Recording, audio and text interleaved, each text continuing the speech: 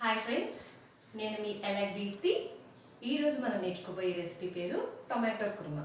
దీనికి కావాల్సిన పదార్థాలు, చేసే విధానాన్ని ఈరోజు మనం చూద్దాం. రండి.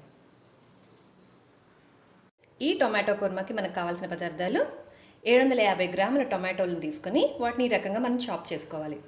ఆ తర్వాత ధనియాలు, చెక్క, లవంగం, చిన్నులపై, మిరియాలు, పుదీనా, కొత్తిమీర, కొబ్బరి, అల్లం, బంగాళదుంపని ఈ రకంగా చాప్ చేసుకొని రెడీగా పెట్టుకోవాలి. అంతేకాకుండా గసగసాలు కూడా యాడ్ చేసుకోవాలి. ఫ్రెండ్స్, ఈ ధనియాలు కానీ, చెక్క, లవంగం, మిరియాలు, పుదీనా, కొత్తిమీర, అల్లం ఇవన్నిటిని మనం వాడటం వల్ల శరీరంలో ఇమ్యూనిటీ లెవెల్స్ని పెంచే అవకాశం చాలా ఎక్కువగా ఉంటుంది. ఇలాంటివి వాడటం వల్ల తరచూ మనం ఎలాంటి రోగాలు బారిపడకుండా, ఎలాంటి వైరస్లు బారిపడకుండా మనం మన శరీరాన్ని జాగ్రత్త చేసుకోవచ్చు. ఇప్పుడు ముందుగా మనం అనుకున్న మిరియాలు, చిన్నులపాయి, దాల్చిన చెక్క, లవంగం వీటన్నిటిని, ధనియాలు, కొబ్బరి, అల్లం, పుదీనా, కొత్తిమీర, కొంచెం టొమాటో ముక్కల్ని వీటన్నిటిని మనం చక్కగా గ్రైండ్ చేసుకోవాలి. పదార్థాలన్నింటినీ మనం ఇప్పుడు మిక్సీ వేసుకున్నాం. ఆ మిక్సీ వేసుకున్న తర్వాత ఆ పదార్థం ఈ రకంగా రెడీ అవుతుంది.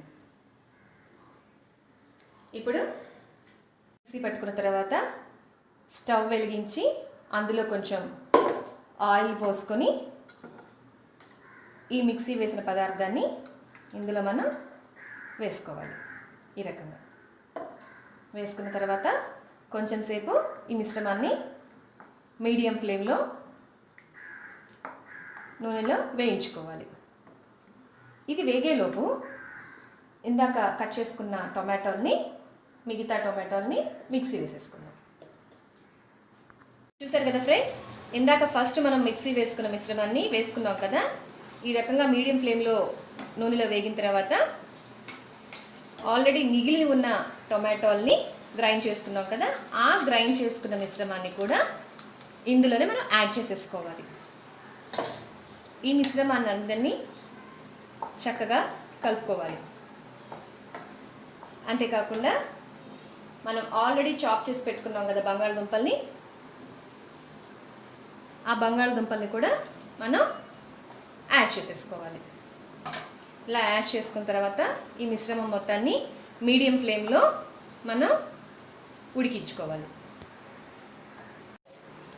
ఈ మిశ్రమాన్ని అంతా కలియపెట్టుకొని మీడియం ఫ్లేమ్లో పెట్టుకొని ఈ రకంగా మనం కలుపుతూ ఉండాలి. ఈ మిశ్రమం దగ్గర పట్టడానికి కనీసం 15 నుంచి 20 నిమిషాల సమయం పడుతుంది. అంతలోకి మనం ఈ మిశ్రమాన్ని ఒక మూతతో క్లోజ్ చేద్దాం.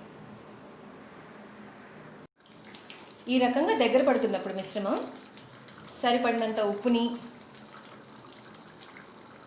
అంతేకాకుండా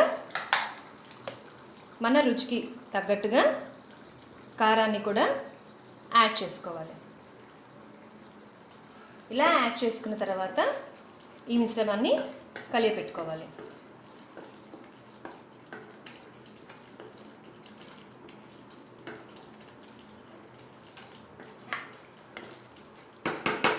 ఆ తర్వాత మళ్ళీ ఈ మిశ్రమం దగ్గర పట్టడానికి ఈ మూతను పెట్టేసేసి మీడియం ఫ్లేమ్ని పెట్టేసుకోవాలి.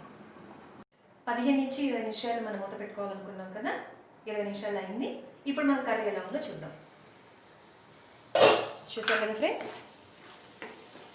ఈ మిశ్రమం మొత్తం దగ్గర పడింది అంటే కర్రీ రెడీ అయిపోయినట్టే.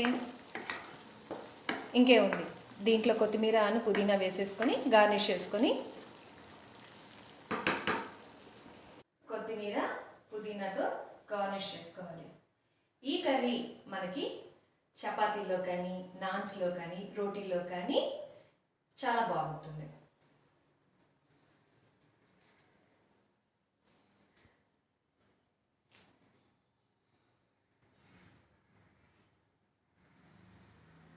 పెరుగు పచ్చడి.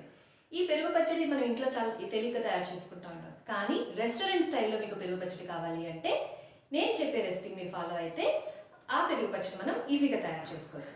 రండి తయారు చేసుకుందాం. దానికి పావు లీటర్ పాలని తోడుపెట్టుకుంటే ఇలా పెరుగులాగా తయారవుతుంది. ఈ పెరుగు మిశ్రమంలో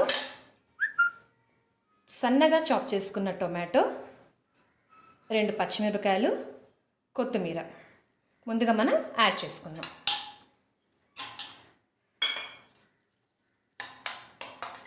ఈ రకంగా మనం మిక్స్ చేసుకోవాలి. మనం 1 కప్పు ఈ రకంగా సన్నగా ఆనియన్స్ని కట్ చేసుకోవాలి. ఇలా కట్ చేసుకున్న మిశ్రమాన్ని ఈ పెరుగులో యాడ్ చేసుకోవాలి. ఇలా యాడ్ చేసుకున్న తర్వాత ఒక గెంటె సహాయంతో ఈ రకంగా చక్కగా కలుపుకోవాలి. ఆ తర్వాత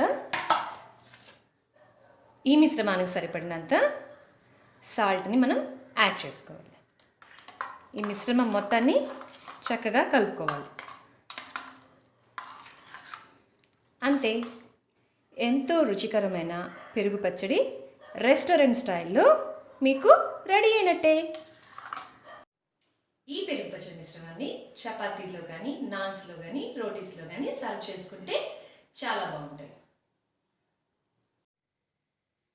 చూసారు కదా ఫ్రెండ్స్, ఈరోజు నేను టొమాటో కుర్మా, ఆ కుర్మా చేసే విధానాన్ని, ఇలాంటి మరిన్ని రెసిపీస్ కోసం నా ఛానల్ని లైక్ చేయండి, షేర్ చేయండి, కామెంట్ చేయండి.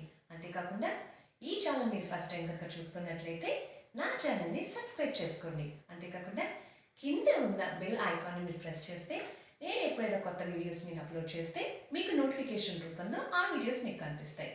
Thank you friends, thank you for watching my channel. Thanks for your support. Me